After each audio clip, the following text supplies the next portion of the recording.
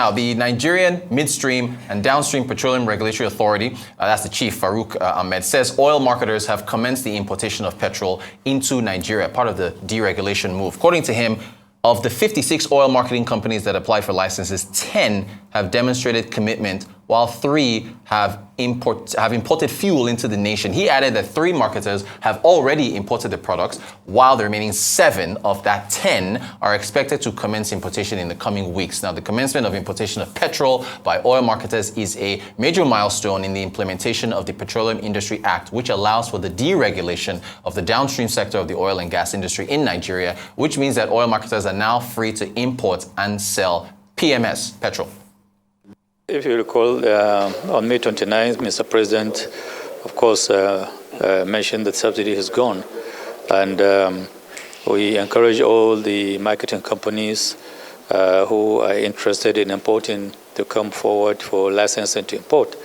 So this meeting, I just called to thank some of them that actually took that offer. We have now about 56 marketing companies that applied for and obtained license to import premium motor spirit.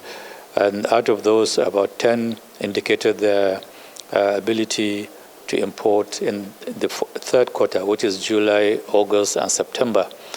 And out of those 10, again, 3 of them already have landed cargoes, Prudent Energy, AOM Shafa, and Emade, and others like 11 PLCs and others are also indicating their interest to import in August and September. So it's just actually to call for this meeting to encourage them to import so that they can displace, in a way, NNPC's dominance in the market.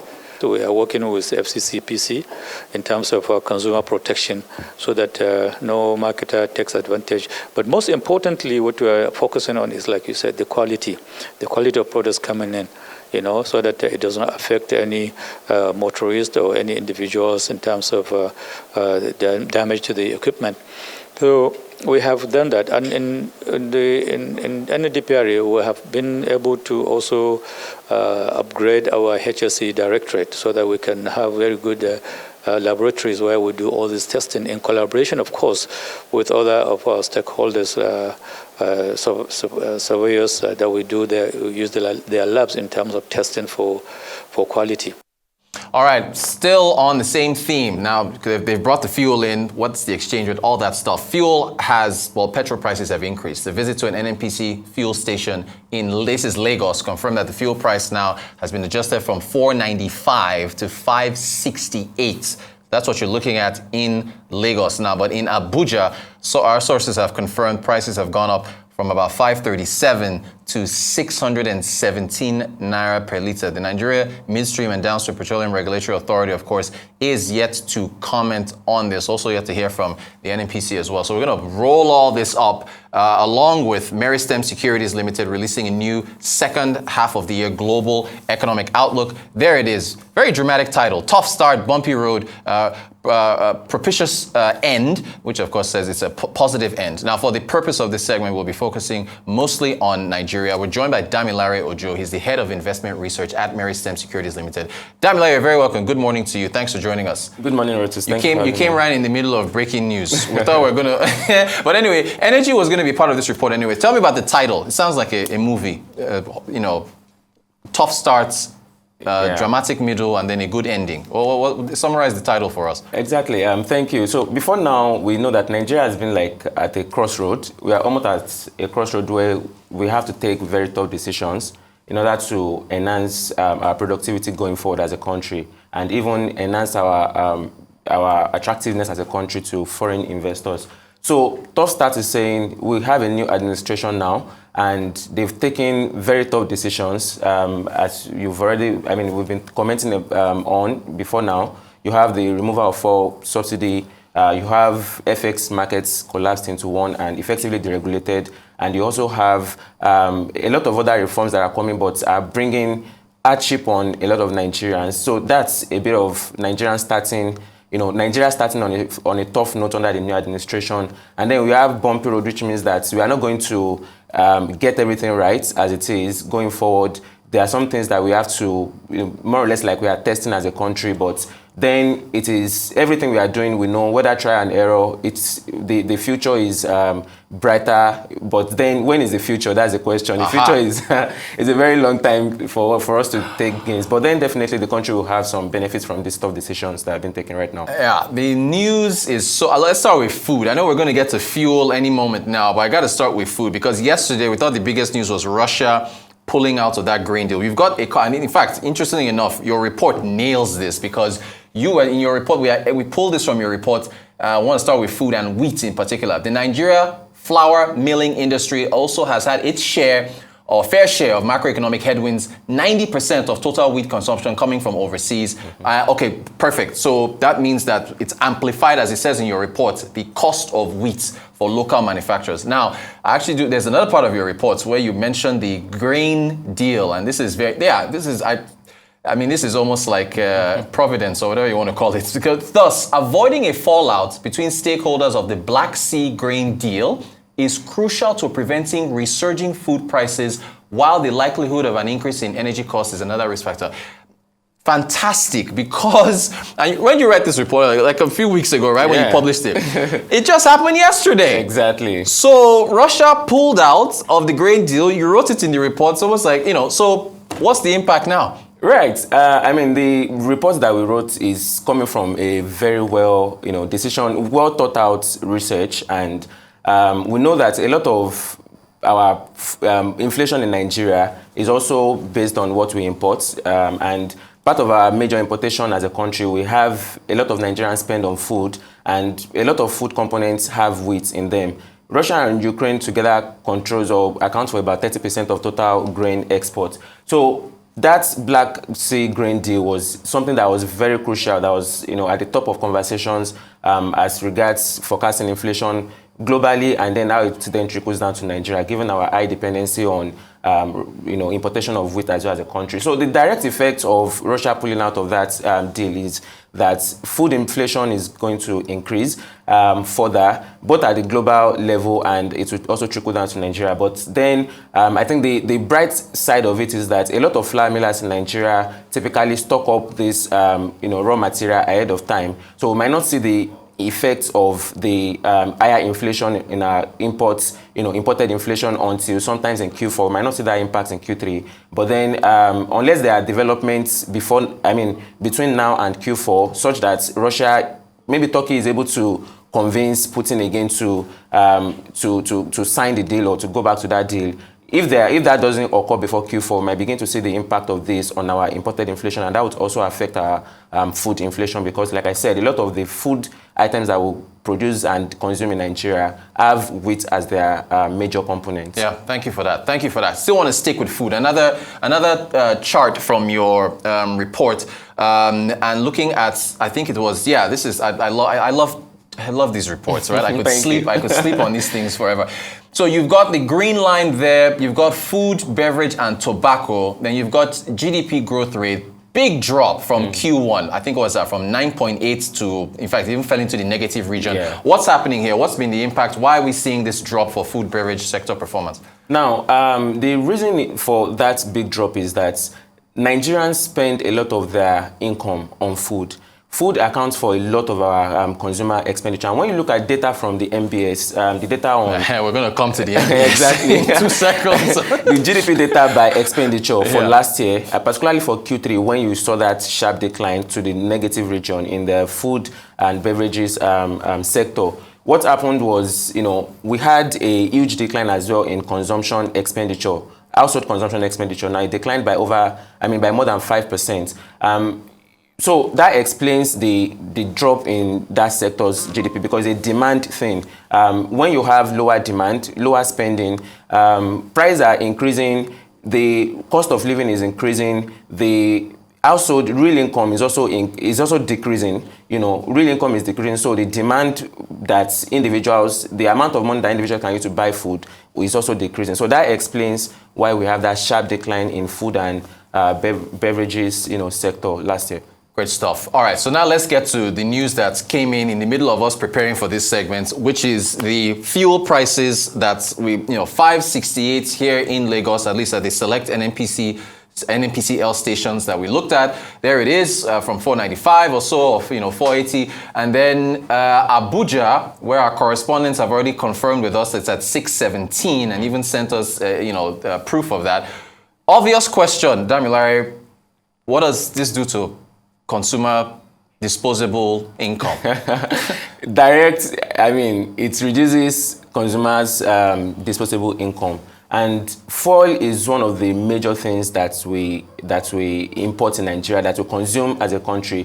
And not just even the direct consumption, you also have the part of the effect, the trickle-down effect on transportation, which also then goes back to impact food prices, because for a lot of states in Nigeria, not all states are self-sufficient in terms of production of basic food items. So some of our food items that we consume, especially in this part of the country, in the southwest, comes from the northern part, and you have to transport them, right? Fuel is also involved in terms of transportation. So you have this effect being, the direct effect being a reduction in disposable income, a reduction in, higher cost of living, and then you also have, consumers trying to find means of survival. The World Bank has already said that the removal of subsidy in the first instance led to about 5 million more Nigerians being subjected to higher poverty incidences, and this would worsen that situation. Okay, so thank you for that. Now,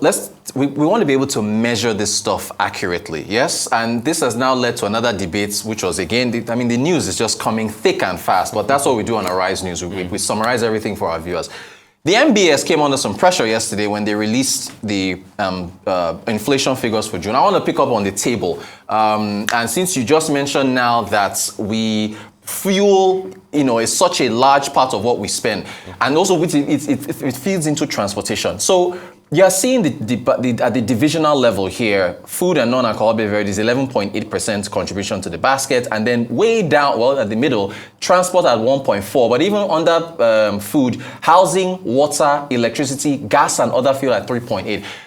Should this be rejigged? This is Professor Waleke and Paul Alaji, our guest yesterday, said yes. Where do you fall on this, on the basket? No, I don't think any sound analyst at this time wouldn't agree that this has to be rejigged. Yeah. Because this particular template we are looking at, the current basket that we have that is used to compute inflation rate in Nigeria was anything was last done on it in 2009 or thereabouts. And we've come a long way as a country since then. A lot of things have changed, and the only thing that is right for the MBS as well to do is to rejig this food basket, because for a lot of analysts, even for us as well at Meristem Securities Ltd, we think that the inflation figure is not accurately reflecting what's the true picture that we have in the market. But of course, we also are mindful of the fact that the inflation number is not just for a particular state or a particular segment of the country. It's for an average for the whole country. But then when you speak to different people across different countries, there's a singular opinion around, which is the fact that the inflation rate doesn't accurately captures what the true situation is in the country. Gotcha. So this definitely has to be looked into. Okay, now the MBS responded on Twitter. Let's look at some of those tweets, because okay, so the June Consumer Price Index numbers may not fully capture the impact of fuel subsidy removal and the unification of the exchange rates. They continue. This is because the data collection for computing the rates of the reference month typically stops around the middle of the month, meaning that the June numbers only reflects approximately 2 weeks of the policy impact on consumer prices. And then they said the full effects of the policy as relates to prices can therefore not be reflected in June only, but also in subsequent months based on actual prices. Now, this is one moment in time. As we speak, today is July the 18th. Prices have now gone up. So it's almost now confusing to try to think of, okay, it's the second half of June that you now reflect fuel subsidy. And then in the middle of July, you had another hike again. So is it until August or September that how do you, this is, I'm throwing it to you. I'm giving you the hard work to do. Right. This particular revelation from the MBS, I think it raises a lot of questions amongst analysts, because we, as analysts, we look at a month is fully defined. You have the calendar that defines what a month is. why don't you then call it a mid-June, I mean, because that doesn't actually sit well when you think about it, that inflation rate for a particular month is, the reference point stops mid-month, then it's not fully accurate. It doesn't reflect reality.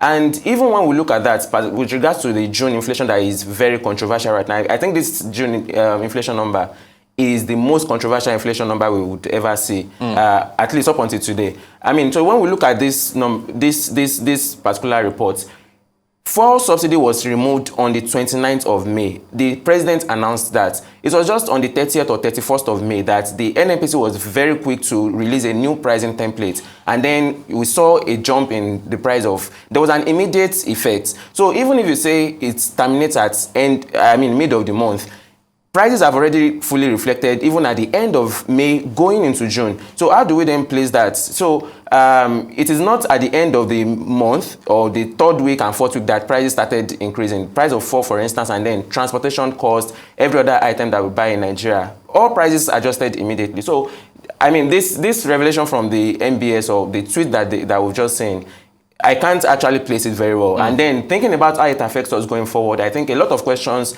need to be answered by the MBS with regards to how inflation is computed, so that it can also give analysts better, way of thinking about it. Because if different people are thinking about different people are thinking about the same reports or the same statistic differently, then it raises questions on how credible it is, to think about. Gotcha. Damilare, stick with us. We're going to take a quick break. Because you guys, your report also gets into energy, since this is now an energy fuel conversation. So we'll stick with us. It's the Global Business Report here on Arise News. Meristem is our special guest looking at their report. Be right back.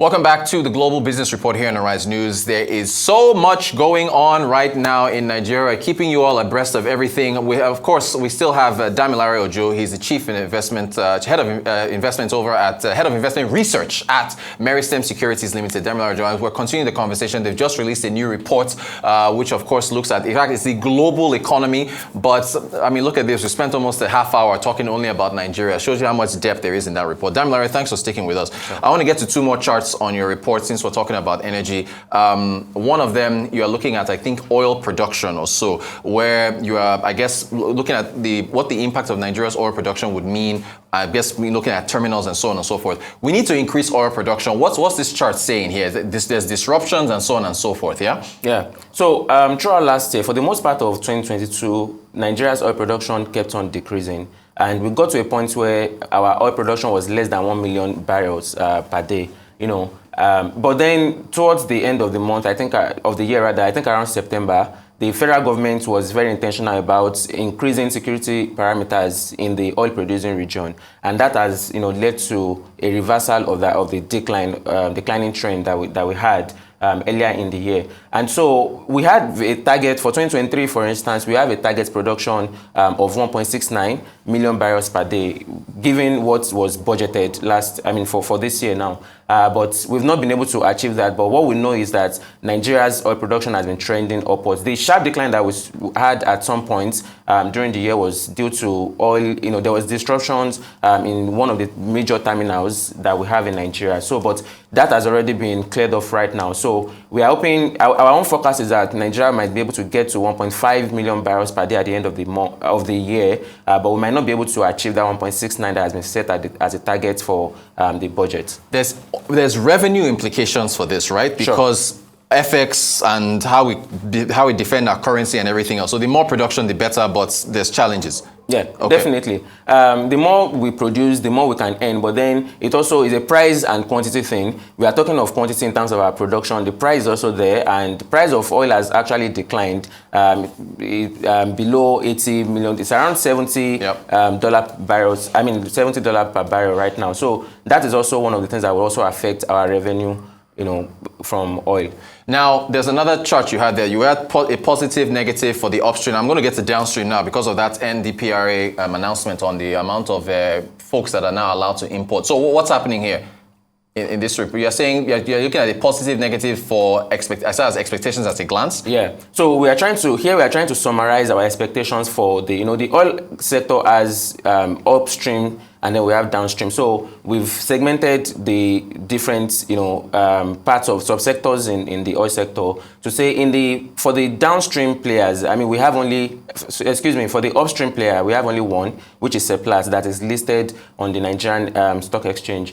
What we are saying is that there are positive factors and there are negative factors, looking at their expectations or what we think that, how we think that they would perform this year. In terms of oil price, I've already mentioned the fact that oil price has been trending lower, so that's a negative for revenue. But when you look at the fact that the full price of, when they convert, oil is sold in dollars, and then when you convert to, to Naira using your exchange rate, the fact that the exchange rate has already been, devalued, or effectively it has depreciated, now means that you will then have higher revenue when you translate from dollar to Naira. And then the dividend that Seplat also declares, they declare their dividend in dollar. So, and then they typically would have a translation, the rates at which you translate from dollar to Naira. I mean, you have 460 official exchange rate being used before, but right now we are having even the official at as high as 800. 800, yeah. So that means that there is higher Naira revenue, for anyone invested in Seplat. Perfect. Now, on the downstream side, we did play that video, that clip from the regulator saying that they have handed out more licenses. Of the 60-something that applied, 10 of them said that they are fit and proper. So we have more players in the downstream sector that will be importing fuel into Nigeria. What about the exchange rate dynamic for those players that are bringing in the fuel? And then how do you now, what's the pass-through to the prices we're seeing at the pump now? Yes, that's a very interesting, conversation, because at the beginning of the whole drama around fuel subsidy removal, when the new administration came in, the NNPC, managing director was very vocal about how they are translating or how they calculate, the pump price at the end of the day. We had him on the show, on the morning show, and I threw that question at him. Exactly. Anyway, carry on. I remember seeing that show yes. as well, Yeah. And one of the things that you see in that template, their pricing template, is exchange rate is a very, very important variable in doing the conversion, right, of how much are we going to sell, because you import in dollar and then you have to sell to also make, you also want to make profit as an importer. So the way that affects us as a country is that higher exchange rates means that there is going to be higher pass-through effect in terms of how much we can expect pump price. And I'm not surprised, actually. I'm not too surprised by what just happened this morning, by the fact that fuel price has already been increased. But what is just surprising is that it is quite sudden, or more sudden, and nobody even heard about it coming. Nobody saw it coming at this very point in time. So sorry to jump in. Last month, after the president, you mentioned it, after the president in his inauguration speech announced that fuel subsidy is gone, within 24 hours, the NNPC put out a new template and told us that prices were increased. Now, this morning, you have a surprise. In Kenya, the regulator tells you. In South Africa, they tell you. It would have been nice if they at least let us know that this is what is happening, right? Instead exactly. And remember, let's go back to our outlook topic. You have in between, you have bumpy road. And when I was talking to that earlier, I said we won't get some things right in this country as we try to make the country better. I think that the administration, at least from the posture that we've seen so far, they are out there to make the country better, but then there are very tough decisions to be made. But in terms of communication as well to the public, I think they've gotten that wrong at this very instance. Nigerians, everybody deserves to be prepared for this kind of change, right? And it is not so.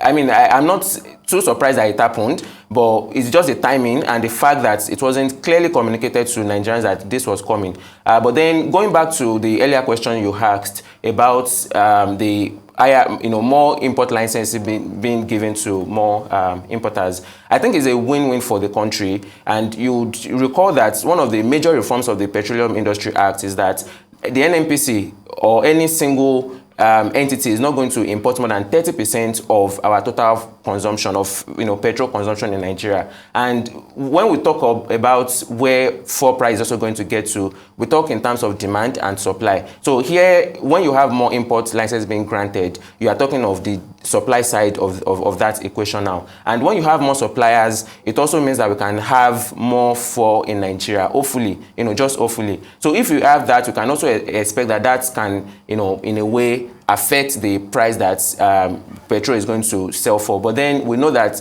in Nigeria, prices are sticky downward, especially the price of fuel. Yeah, so that is just the risk to that.